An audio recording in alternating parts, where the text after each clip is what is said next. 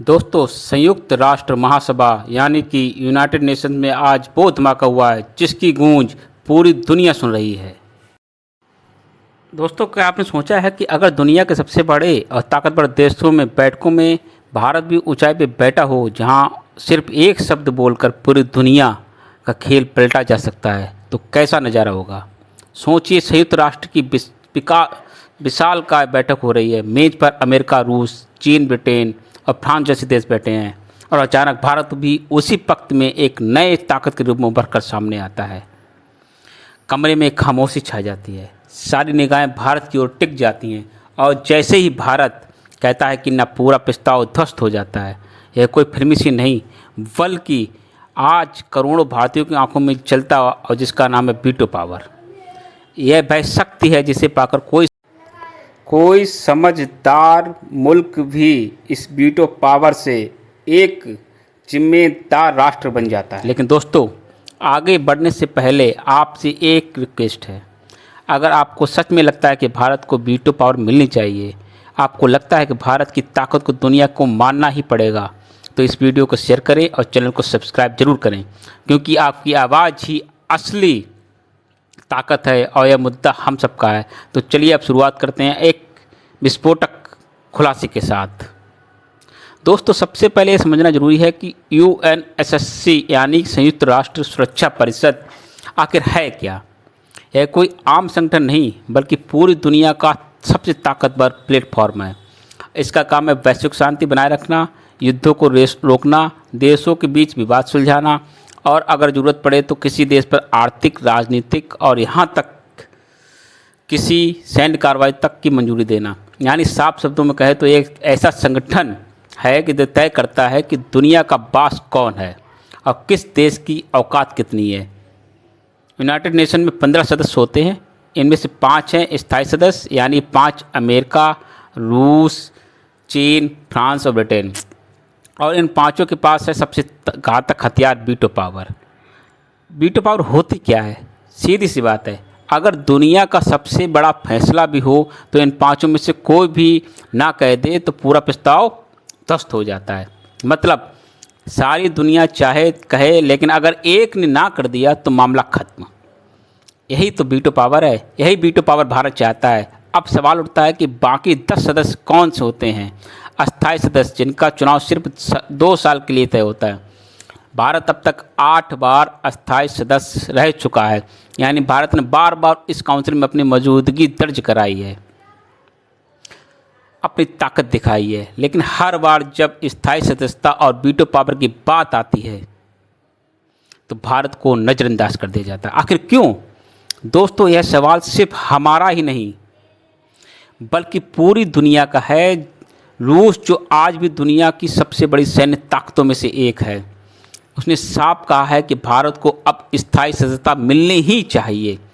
रूसी विदेश मंत्री ने तो यहाँ तक कह दिया है कि दुनिया अब 10,945 जैसी नहीं है। हालात, अब जो देश ताकतवर थे वही आज भी कुर्सी पर जमे हुए, लेकिन अब नई ताकत और शक्तियाँ सामने आ चुकी हैं। उनमें से भारत सबसे आगे है। सिर्फ रूस ही नहीं, बल्कि फ्रांस ने भी 2 टूक कह दिया कि भारत को स्थायी सदस्यता मिलनी ही चाहिए।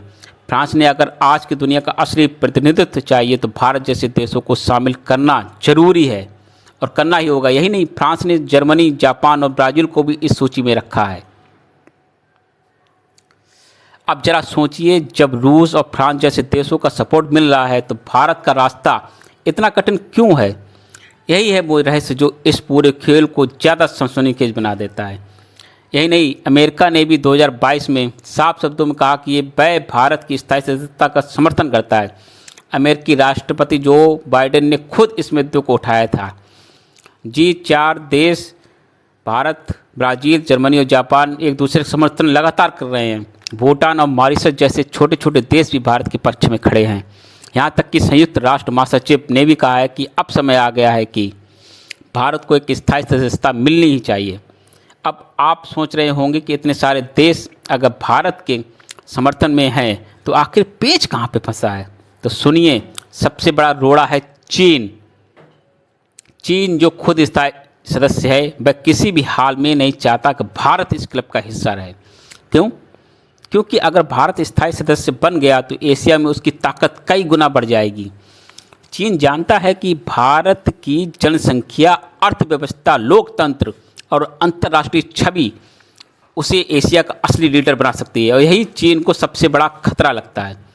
इसलिए अगर हर बार जब सुधार की बात होती है चीन अड़ंगा लगा देता है। सोचिए यह कितना बड़ा अन्याय है। एक तरफ भारत, वो देश जिसने यूएन अभियानों में सबसे ज़्यादा सैनिक भेजे। भारत वह देश है जिसने हमेशा वैश्विक शांति की बात की है। भारत वो देश है जिसकी अर्थव्यवस्था आज दुनिया में सबसे तेज़ी से बढ़ रही है। और दूसरी तरफ चीन है जिसने बार बार अपने पड़ोसियों को धमकाया है, दक्षिण चीन सागर पर कब्जा जमाने की कोशिश की है, भारत की सीमाओं पर तनाव फैलाया है, फिर भी वीटो पावर उसके पास है, भारत के पास नहीं। यह सवाल सिर्फ भारत का नहीं बल्कि पूरी दुनिया के लोकतंत्र का भी है। वही 1945 वाला ढांचा चलेगा जो दुनिया को दो हिस्सों में बटी हुई थी। क्या आज भी भारत को नज़रअंदाज किया जाएगा? भारत ने 8 बार अस्थायी सदस्य के तौर पर भूमिका निभाई है। अब स्थायी सदस्यता से तो दूर रखना कहीं राजनीतिक खेल तो नहीं? क्या है दोस्तों, विदेश मंत्री एस जयशंकर ने संसद में साफ कहा है कि भारत की स्थायी सदस्यता हासिल करना सबसे बड़ी प्राथमिकता है। भारत लगातार जी और 69 समूह के देशों के साथ मिलकर दबाव बना रहा है, लेकिन दिक्कत यही है कि जब तक पांचों देश, सभी राज्य एक ना हों, बदलाव संभव नहीं। और यहाँ पर फिर वही दीवार खड़ी हो जाती है, चीन की दीवार।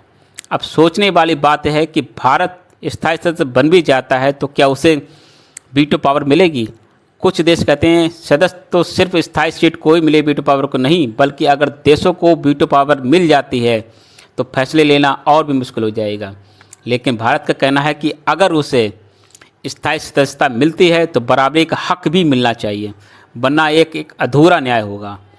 अब जरा यह कल्पना कीजिए, जिस दिन भारत को वीटो पावर मिल जाएगी उस दिन पूरी दुनिया की राजनीति का नक्शा बदल जाएगा। भारत किसी भी प्रस्ताव पर अपना मत रख सकेगा, किसी भी अन्याय को रोक सकेगा और अपनी ताकत को पूरे दम से दिखा सकेगा।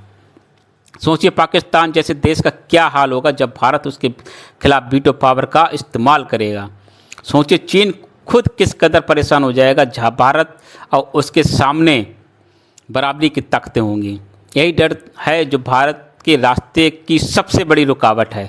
दोस्तों, अब तक भारत ने 8 बार स्थायी सदस्य के तौर पर काम किया है, लेकिन 1950 और 1967 में, 1977, 1972, 1984, 1991, 2011 और 2021 यह वो साल हैं जब भारत ने दुनिया को दिखाया कि वह किसी भी स्थायी सदस्य से कम नहीं। फिर भी हर बार भारत को सिर्फ टेम्पररी कुर्सी दी गई, स्थायी कुर्सी नहीं। सवाल यह है कि आखिर कब तक भारत को इंतज़ार करना पड़ेगा? इस ताकत को नज़रअंदाज किया जाएगा? क्या भारत की 140 करोड़ की जनता की आवाज़ को नज़रअंदाज किया जाएगा? दुनिया उसे अनसुना कर दे? बिल्कुल नहीं। भारत अब बदल चुका है, भारत अब झुकने वाला नहीं। और यही असली सस्पेंस है दोस्तों। भारत को वीटो पावर क्यों नहीं मिल रही? इसका जवाब सिर्फ इतना है कि दुनिया की राजनीति। पुराने देश अपनी कुर्सी बचाए रखना चाहते हैं, उन्हें डर है कि भारत आ गया तो उनके फैसलों पर सवाल उठेंगे। उन्हें डर है कि भारत आ गया तो उनका वर्चस्व खत्म हो जाएगा। लेकिन सच्चाई और भी है, अब दुनिया बदल रही है। भारत की ताकत को कोई नज़रअंदाज नहीं कर सकता, चाहे देर से ही सही, लेकिन वो दिन ज़रूर आएगा जब भारत को स्थायी सदस्यता मिलेगी और वीटो पावर भी, और उस दिन इतिहास नया लिखा जाएगा। तो दोस्तों, आपको क्या लगता है, क्या भारत को स्थायी सदस्यता और वीटो पावर मिलनी चाहिए? क्या चीन का यह विरोध हमेशा चलता रहेगा, या फिर एक दिन भारत दुनिया की सबसे बड़ी ताकतों के साथ उसी कुर्सी पर बैठेगा? अपना जवाब हमें कमेंट बॉक्स में ज़रूर लिखें। आपको यह वीडियो जानकारीपूर्ण लगी हो तो उसे ज़्यादा से ज़्यादा शेयर करें ताकि दुनिया भी जान सके भारत वीटो पावर डिजर्व करता है कि नहीं। चैनल को सब्सक्राइब भी कीजिए। जय हिंद।